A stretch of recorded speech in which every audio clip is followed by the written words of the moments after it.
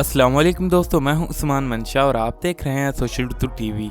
दोस्तों, हालांकि WWE scripted होती है, लेकिन इसके बावजूद रेसलर्स को अक्सर इंजरीज हो जाती हैं। यही वजह है कि रेसलर्स को बहुत ध्यान से स्क्रिप्ट के मुताबिक परफॉर्म करना होता है। लेकिन आज की इस वीडियो में मैं आपको WWE के 3 ऐसे इंसिडेंट्स के बारे में बताऊंगा जब रेसलर्स बहुत बड़ी इंजरीज से बाल बचे, और ऐसी इंजरीज जिनसे इनकी जान को भी खतरा हो सकता था। तो इस इंटरेस्टिंग वीडियो को आखिर तक लाजमी देखिएगा और ऐसी मजीद वीडियोस देखने के लिए हमारे चैनल को सब्सक्राइब करके वीडियो को लाइक भी जरूर कीजिएगा। तो चलें बिना देर किए शुरू करते हैं।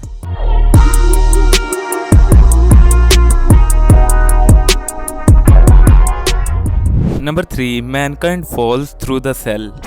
दोस्तों, ये बात है सन 1998 के किंग ऑफ द रिंग की, जहां पर अंडरटेकर और मैनकाइंड का एक हेल इन अ सेल मैच हुआ, और ये मैच बहुत ज्यादा हार्डकोर होने की वजह से WWE में अब तक बहुत फेमस है। दोस्तों, इस मैच में एक स्पॉट ऐसा आता है जब अंडरटेकर और मैनकाइंड सेल के ऊपर खड़े हुए होते हैं और अंडरटेकर मैनकाइंड को चोक स्लैम लगा देते हैं, जिससे सेल का एक हिस्सा टूट जाता है और मैनकाइंड सीधा नीचे आकर गिरते हैं। अनफॉर्चुनेटली इनके साथ ही एक चेयर भी नीचे आकर गिरती है, जो कि सीधा इनके मुंह पर लगती है। थैंकफुली इन्हें बहुत ज्यादा इंजरी नहीं होती, लेकिन इनके कुछ दांत टूट जाते हैं। दोस्तों, इस इंसिडेंट पर अंडरटेकर भी काफी ज्यादा शॉक हुए, और मैच के बाद जब वो मैनकाइंड से मिले तो उन्होंने मैनकाइंड से कहा कि एक लम्हे के लिए तो मुझे लगा कि तुम तो गए, but thankfully you are okay. दोस्तों, आप इस इंसिडेंट के बारे में क्या कहते हैं, हमें कमेंट सेक्शन में जरूर बताएं।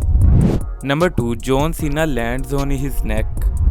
दोस्तों, अगस्त 2017 में स्मैकडाउन पर जॉन सीना और शिंसके नाकामोरा का एक क्वालिफाइंग मैच हुआ। दोस्तों, उस वक्त ये एक ड्रीम मैच था और रेसलिंग वाइज भी दोनों ने बहुत अच्छा मैच डिलीवर किया। लेकिन मैच के एंड में जब शिंसके नाकामोरा जॉन सीना पर बैक सुप्लेक्स लगाते हैं तो जॉन सीना अपनी गर्दन के बल गिरे। हालांकि यूजुअली रेसलर्स कुछ इस तरह गिरते हैं। दोस्तों, इससे जॉन सीना को बहुत सीरियस इंजरी हो सकती थी, लेकिन थैंकफुली उन्हें कोई इंजरी नहीं हुई। लेकिन उन्होंने मैच कंप्लीट किया और शिंसके नाकामोरा ने ये मैच विन किया। लेकिन उनके एक्सप्रेशन से पता चल रहा था कि उन्हें अपनी गलती मालूम हो चुकी है, और इसीलिए उन्होंने मैच खत्म होने के बाद जॉन सीना से सॉरी भी कहा। लेकिन जॉन सीना ने स्पोर्ट्समैनशिप का मुजाहरा करते हुए कहा कि तुम्हें सॉरी करने की कोई जरूरत नहीं, तुम अपनी विन को एंजॉय करो। इस तरह तो अक्सर हो जाता है। दोस्तों, आप इस बारे में अपनी राय हमें कमेंट सेक्शन में जरूर बताएं। Number 1, Seth Rollins narrowly escapes a spike.